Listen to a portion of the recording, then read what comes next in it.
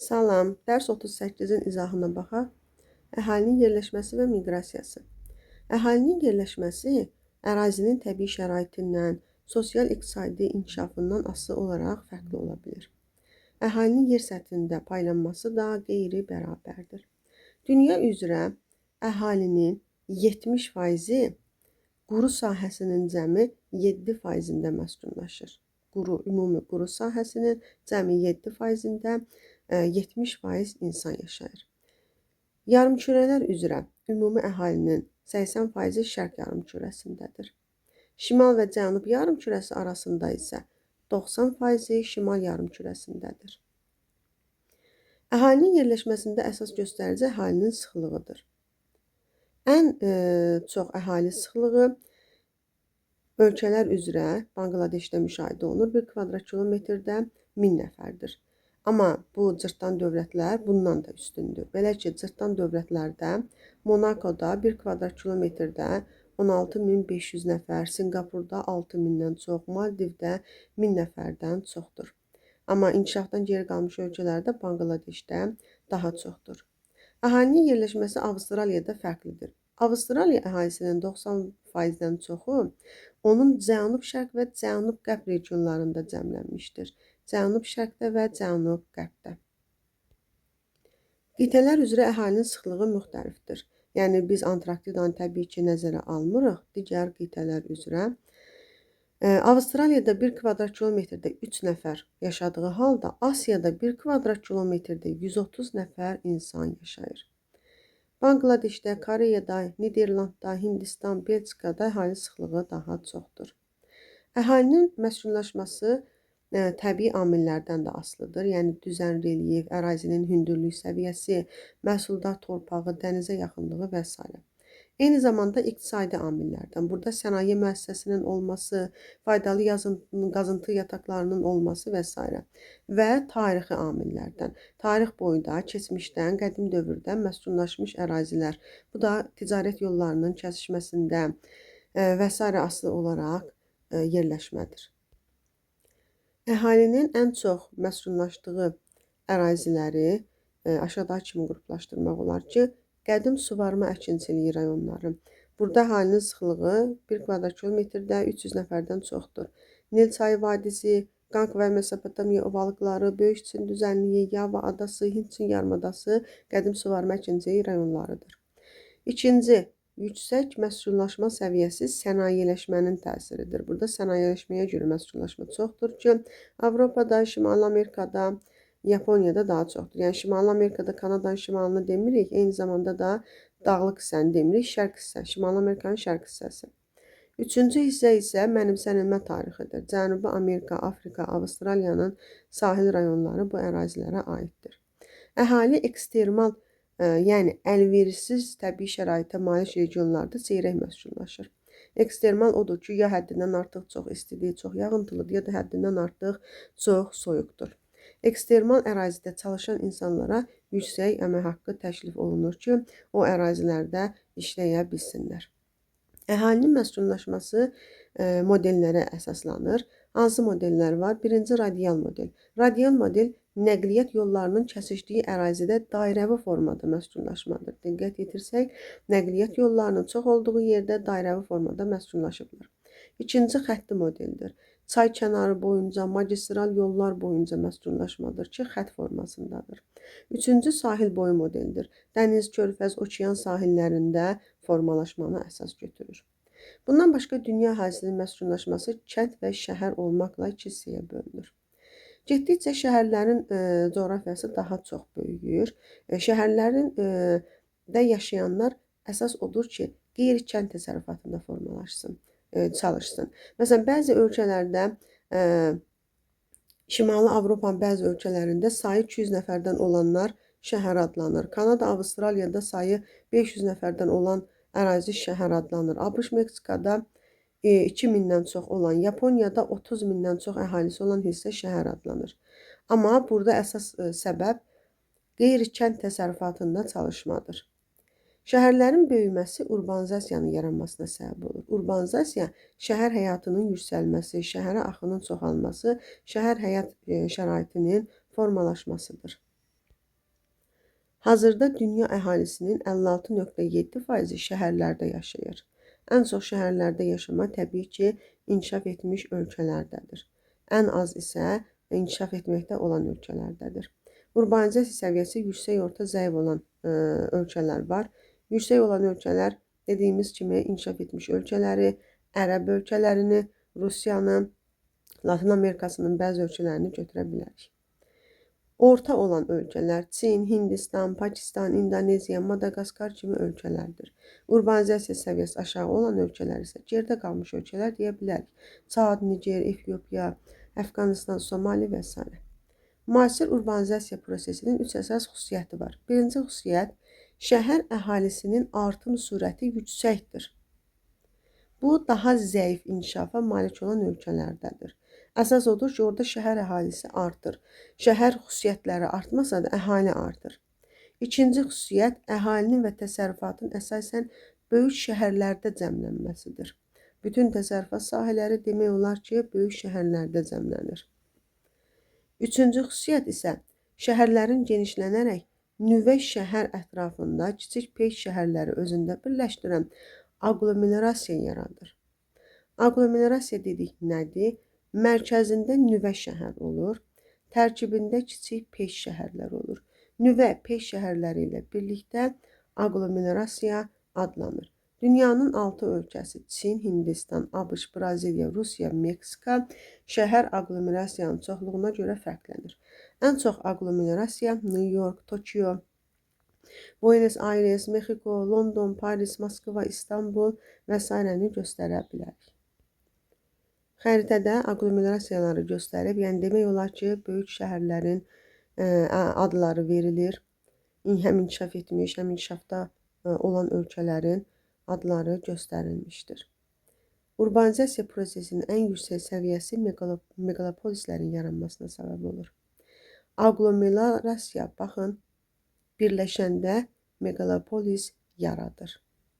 Dünyada 6 meqalopolis var. 3'ü ABŞ-dadır. Bosvaş, Spits, Sansan. İkisi Qərbi Avropadadır. Reyn boyu, Qara İngiltərə. Biri də Tokyodadır. 6 meqalopolis. Avropada olan Reyn boyu və Qara İngiltərə birlikdə Göy banan adlanır. Xəritəyə diqqət yetirsəz, ikisi birlikdə Göy banan adlanır. ABŞ-da dedik Spits, Bosvaş, Sansan. Avropada İngiltərə, Reyn boyu. Yaponiyada isə Tokaydo meqalopolisləri var. Bosvaş, Boston, New York, Baltimore, Philadelphia, Washington. Bosvaş. Əvvəlinci ilə sonuncunun baş hecaları. Sansan, San Francisco, Los Angeles, San Diego, San Jose bunlara aiddir. Spits isə Chicago, Pittsburgh, Cleveland, Detroit ştatları aiddir.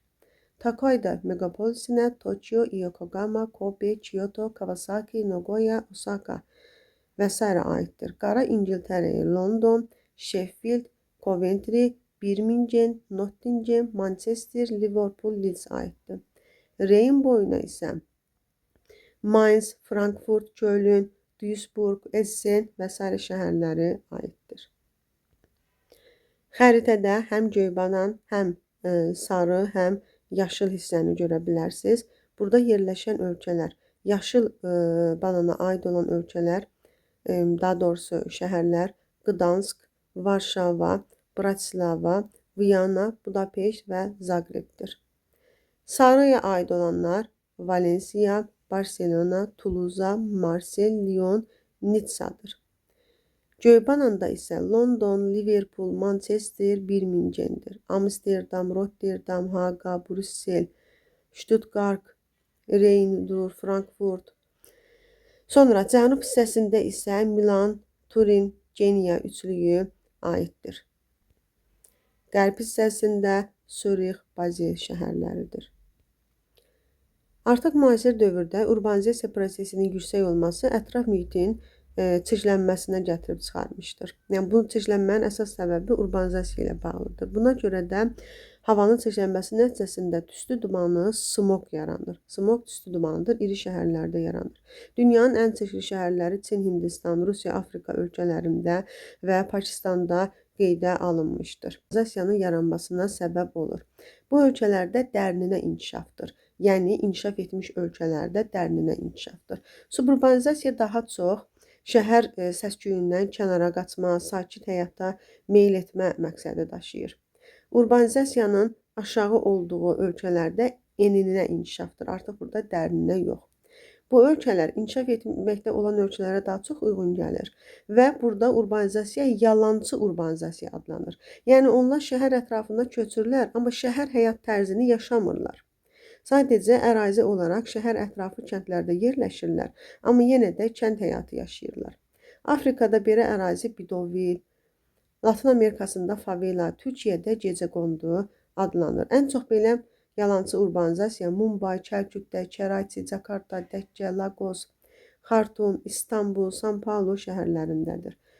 Suburbanizasiyaya aid olduğu ölkələr dedik, inkişaf etmiş ölkələr, yalançı urbanizasiya isə inkişaf etməkdə olan ölkələrdədir. Milyonçu şəhərlərin çox hissəsi inkişaf etməkdə olan ölkələrdə, xüsusilə də Asiya qitəsində yerləşir. Burada şəhər partlayışı yaranır. Kənd məskunlaşmasının iki əsas forması var. Qrup və dağınıq forması. Qrup kənd yaşayış məskənləri daha çox Avropada, Asiyada, Afrikada, həmçinin Azərbaycan üçün xarakterikdir. Dağınıq isə buna ferma tipli məskunlaşmada deyirlər. Dağınıq kənd məskunlaşması buna ranço, aul, oba və s. də deyirlər hər bir ölkə üzrə. Dağınığa aiddir ABŞ, Kanada, Avstraliya, Argentina, Qazaxstan, Şimali Avropa ölkələri. İnsanların daha çox məskunlaşdığı ərazilərdə artıq antropogen təsirlər nəticəsində ərazinin təbii vəziyyəti pozulur. Artıq belə olan halda insanlar yaşayış üçün daha az əlverişli olan əraziləri mənimsəməyə qərarı alırlar. Bu əraziləri mənimsəmək üçün elmi-texniki tərəqqinin son nailiyyətlərinin tətbiqi tələb olunur. Yəni, yüksək sürətdə ora xərc tələb olunur. Məsələn, belə deyək ki, səhra və yarım səhra zonası, rütubətli ekvatorial meşələr, daimi donuşluq zonaları, okean və dənizlərin sahilyanı dayazlıqlarını mənimsəməsi və s. bunlar artıq son dövrlərdə əhalinin diqqətini daha çox çəkir. Yüksək dağlıq ərazilər, And, Kordilyer, Himalay, Alp dağlarının zəngin mineral ehtiyatlara, müalicəvi sulara, dağ meşələrinə, regresiya ehtiyatlarına malik olan hissələridir. Belə ərazilər heyvandarlıq üçün yay otlağı kimi istifadə olunur. Eyni zamanda əkinçilik fəaliyyəti də terraslaşdırma işləri aparmaqla həyata keçirilir. Səhra və yarımsəhra zonaları vegetasiya müddətində daha çox günəş istiliyi tələb edən qiymətli bitki, pambıq, qəhvə, kakao, çəltik, şəkərqamışı və s. bitkilər becərilir. Amma su çatışmazlığı bu ərazilərin mənimsənilməsinə mane olsa da, artıq səhralarda vahə şəhərlər yaradılır. Yəni, əkinçilik üçün yararlı hala gətirilir, avtomobil yolları çəkilir. Rütubətli həmişəyaşıl ekvatorial meşələr. Cənubi Amerika, Mərkəzi Afrika, Cənub-Şərqi Asiyada yağıntılar həddən çoxdur. Burada da bataqlıqlaşma yaranır. Bu ərazilərdə keçilməz meşə landşaftı daha çox olur. Zəngin bioloji ehtiyatları, yeraltı sərvətləri mənimsəmək üçün ərazilərdən artıq bataqlıqları qurutma işləri aparırlar. Çoxillik əbədi buzlaq və donuşluq zonası, ABŞ, Kanada, Rusiya, Norveç, Şimal qütbünə yaxın ərazilər mis, qızıl, almaz, neft, torf ehtiyatı ilə zəngindir. Amma donmuş bərk suxur qatı qazıntı işlərinə mane olur. Qısa yay müddətində donuşluğun üst qatı əriyəndə bu yerlərdə nəqliyyat yolları çəkilir və ərazinin mənimsənilməsi artıq bu hissəyə çətinlik yaradır. Yəni, nəqliyyat yollarının çəkilməsinə də çətinlik yaradır. Ərazinin mənimsənilməsində də çətinlik yaranır. Amma yenə də orada faydalı qazıntı ehtiyatları çoxdur və nə vaxtsa o hissələri mənimsəmək, onlardan istifadə etmək nəzərdə tutulur. Əhalinin miqrasiyası. Miqrasiya əhalinin yer dəyişməsi deməkdir. İstər ölkə daxilində, istər ölkədən başqa ölkəyə yer dəyişmədir. Əhalinin miqrasiyasına mexaniki hərəkət də deyilir. Miqrasiyada iştirak edən insanlar miqrantlar adlanır. Ölkəyə gələn emiqrantlar, üzr istəyirəm, səhv dedim. Ölkədən gedənlər emiqrantlar, ölkəyə gələnlər isə immiqrantlar adlanır. Bizim ölkəmizə gələn insan bizim üçün immiqrantdır, amma bizim ölkəmizdən gedən insan bizim üçün emiqrant adlanır. Ölkədən gedib yenidən ölkəyə qayıdan miqrantlar isə reimmiqrasiya adlanır. Reimmiqrasiya, gedib yenidən qayıtmaq reimmiqrasiyadır. Əhalinin miqrasiyası. Miqrasiya xarakterinə görə ola bilər. İstər könüllü, istər məcburi. Səbəbinə görə ola bilər. Sosial-iqtisadi, siyasi, ekoloji və ailə məişət üçün. Müddətinə görə daimi, mövsümü, müvəqqəti. İstiqamətinə görə daxili, xarici. Xarici özü də gedənlər emiqrantlar, gələnlər immiqrantlar olaraq bölünür. Son dövrlərdə əhali Qərbi Avropa ölkələrinə, ABŞ, Kanadaya, yaxın Orta Şərqin neftlə zəngin olan ölkələrinə, Avstraliya, Yeni Zelandiya ölkələrinə köçüb gedirlər. Burada əsas həmin ölkələrin işçi qüvvəsinə, yəni əzələ axını miqrasiyasıdır. Onların işçi qüvvəsinə ehtiyacı var. Amma yüksək ixtisaslı işçilərin tələb olunduğu ərazilərdə beyin axınıdır. Artıq burada əzələ axını yox, beyin axınıdır. Son dövrlərdə əhalinin belə yer dəyişməsi iqtisadi səbəblərlə əlaqədar olur. Bu da əmək miqrasiyasını yaradır. Artıq getdikcə əmək miqrasiyasının payı artır. Çünki əhali yüksək həyat səviyyəsi istəyir, iş fəaliyyətini yaxşı istəyir. Ona görə də bir ölkədən digərinə köçməyə məcbur olur. Son illərdə miqrantlar arasında ixtisaslı kadrlarında payı artır. Belə ki, ixtisaslı kadrlar deyəndə, yəni hər hansı bir sahə üzrə öz işini bilən, ixtisasını bilən insanlar nəzərdə tutulur. Avropada 18-20 milyon işçi var və onların çoxu burada vətəndaşlıq almır. Sadəcə qasterbayterdir, yəni qonaq işçi. Yəni onlar bir müddətdən sonra, onların istər müqaviləsi bitəndə, istər sənəd müddəti bitəndən sonra artıq öz ölkələrinə qayıtmalı olurlar. Qərbi Avropanın yüksək inkişaf etmiş ölkələri, inkişaf səviyyəsi daha aşağı olan digər Avropa ölkələrindən, İspaniyadan, Portuqaliyadan, eləcə Şimali Afrikadan, Cənub-Qərbi Asiyadan, Şərqi Avropadan mühacirlər qəbul edirlər. ABŞ, Kanada, Avstraliyada əhalinin sayı immiqrasiya hesabına daha çox artmışdır. ABŞ-da immiqrasiyanın xarakter və miqyası tarixən dəyişmişdir. Burada immiqrant axınının əsas səbəbi kasıb ölkələrdən gələnlərin Avstriya, Amerika, Qərbi Avropa ölkələrinə daha əlverişli həyat şəraiti, yüksək əmək haqqı, normal əmək şəraitinə malik olmaq istəyidir. İstisna olaraq Asiyada varlı ərəb ölkələri əmək immiqrasiyası mərkəzlərinə çevrilmişdir. Birləşmiş Ərəb Əmirliyi, Səudiyyə Ərəbistan, Qətər, Bəhreyn kimi dövlətlər buna aiddir. İnkişaf etməkdə olan ölkələrdən Argentina, Meksika immiqrat qəbul edən ölkələrdir.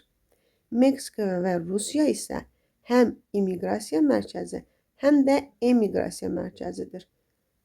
Emiqrasiya və immiqrasiya mərkəzi Meksika və Rusiyadır. Maraqlıdır ki, Yaponiya və Cənubi Koreya immiqrasiya mərkəzi deyil.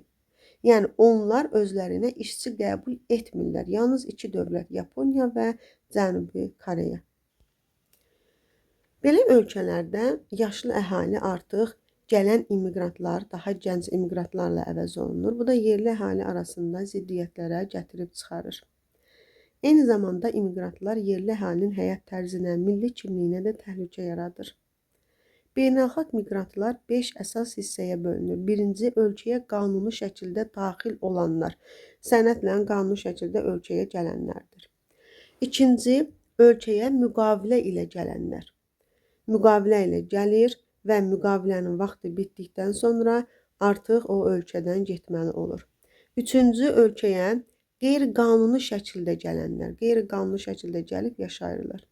Onlar ya ölkə sərhədlərini qanunsuz keçir, ya da onların sənədinin vaxtı bitir, amma artıq ölkədən çıxıb getmirlər. Ölkədə qanunsuz şəkildə qalırlar. Başqa ölkədə sığınacaq axtaranlar.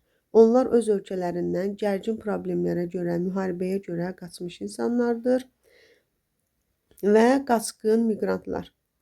Onların əksəriyyəti BMT-nin qəyyumluğu altında gəliblər. Bunun yalnız 1% Qərbi Avropanın payına düşüb. Qalan qaçqınların 53% Suriya, Ukrayna, Əfqanistanın payına düşür. Və daha çox Səudiyyə Ərəbistanda, İordaniyada, Türkiyədə, Livanda yaşayırlar. Yəni 4-cü qrupa aid olan ölkələr adətən ölkədə olan iqtisadi gərginlikdən gəlir, amma 5-ci qrupa aid olanlar isə daha çox demək olar ki, müharibə şəraitinə görə gələnlər artıq 5-ci qrupa aid edirik. Dünya üzrə əmək ehtiyatlarının cəmləşdiyi 3 mərkəzi var. Orta və Şimali Avropa. Bu birinci mərkəzdir. Cənubi Avropa, Cənub-Qərbi Asiya, Cənubi Asiya və Şərqi Avropadan bura miqrant axını çox gəlir. İkinci mərkəz ABŞ-dır. Bura Latin Amerikasından, Qərbi Avropadan, Asiyadan miqrantlar çox gəlir. Üçüncü mərkəz isə İran körfəzi ölkələridir. Hindistan, Pakistan, Bangladeş, Misir, Sudan, Cənub-Şərqi Asiya ölkələrindən bura fəhlələr axın edir. Bu ərazilərlə yanaşı Avstraliya, Kanada, Yeni Zelandiya, İsrail kimi kiçik miqrasiya mərkəzləri də mövcuddur.